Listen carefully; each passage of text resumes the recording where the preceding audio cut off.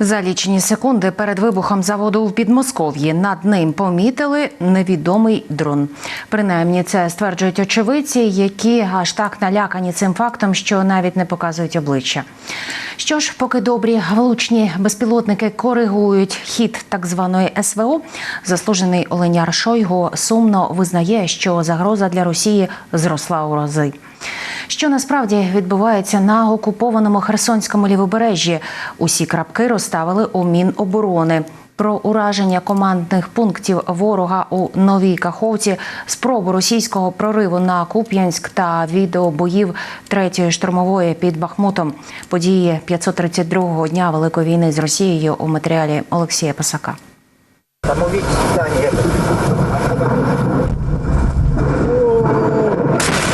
Російська війна негативно впливає на психіку. І не в останню чергу на психіку самих московитів. Ось так, після загадкового вибуху на військовому заводі у Підмосков'ї, тепер налякані очевидці переконують, що бавовняний гриб виріс завдяки невідомому дрону. Я видел действительно, что это был дрон. Он летел, сначала завис над заводом, и буквально секунд через 5 произошел взрыв. Буквально 5 секунд там было, он подзавис, и все. Поэтому это 100% не пиротехника. Это, может быть, попал в склад пиротехники, но это точно был дрон.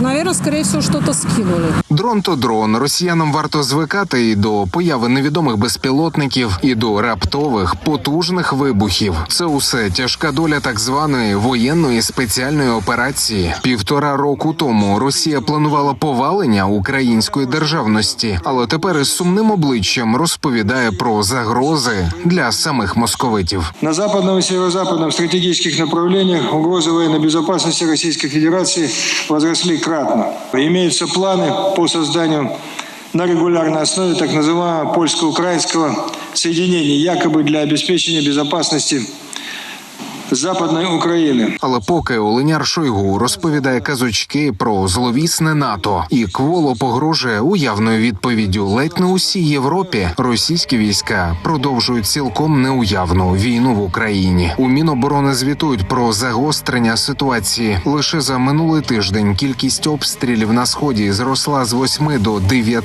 тисяч. У сухопутних військах кажуть, що ворог сформував кулак і намагається прорватися на Куп'янськ. Переміщають частину військ, скажімо, з Авдіївського напрямку на Бахмутський, на Куп'янський. Ми бачимо, що там безкінечні йдуть штурми на Куп'янському напрямку, наші їх відбивають.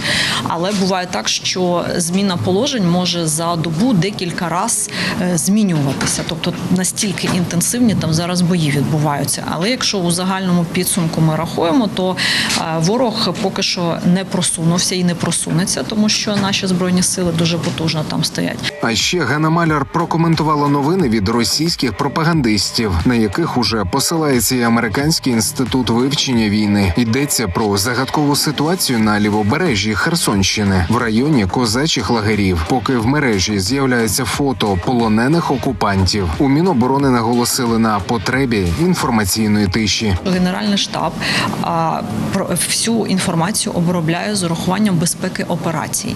Якщо якась інформація не підтверджена, то значить зараз так треба, значить так відбуваються події. Які ж події цілком підтверджені на лівобережжі Херсонської області? Це ураження командного пункту ворога в Новій Каховці. Це повідомили в управлінні стратегічних комунікацій ЗСУ. Та й далі на південь щось загадкове. Жителі Севастополя, Феодосії та Джанкоя повідомляють про низку вибухів. Окупаційна влада запевняє, це усе навчання та використання димових завіс. Дуже там смердить у Севастополі. Це руський дух, він саме смердить.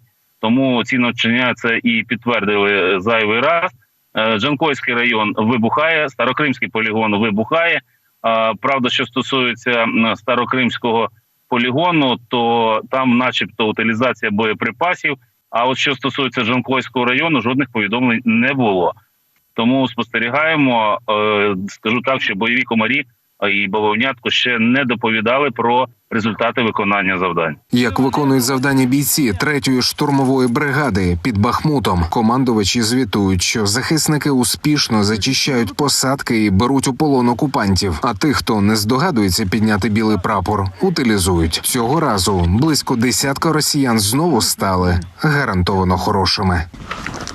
Тут починається наш зв'язний час. Ми йдемо штурмувати. Коротше, зняв такий екшен, але не включив камеру, блядь. Ото я лох, сука.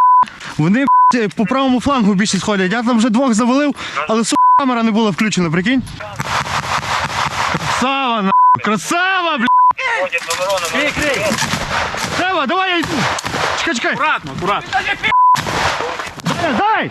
Тіпок. Що, больно? Він сам не дойде. Больно, сука, ходи, блядь! Сколько вас человек в окопе, Трое? Что охуеть, сука? Каждый поднял руки и выводит, Пацаны, побачу гранату, сука, я, блядь. Нету гранат, вообще нету, ничего нету. Там точно больше троє були? Естет Сантус, у нас три пленних. Стань на місце, бо зараз крові стече, не чуєш мене чи що, Ну ви, герої, спасителі наші, да? Пацани, там, походу, хтось є. Давай. Крий, я заходжу. Олексій Пасак, 5 канал.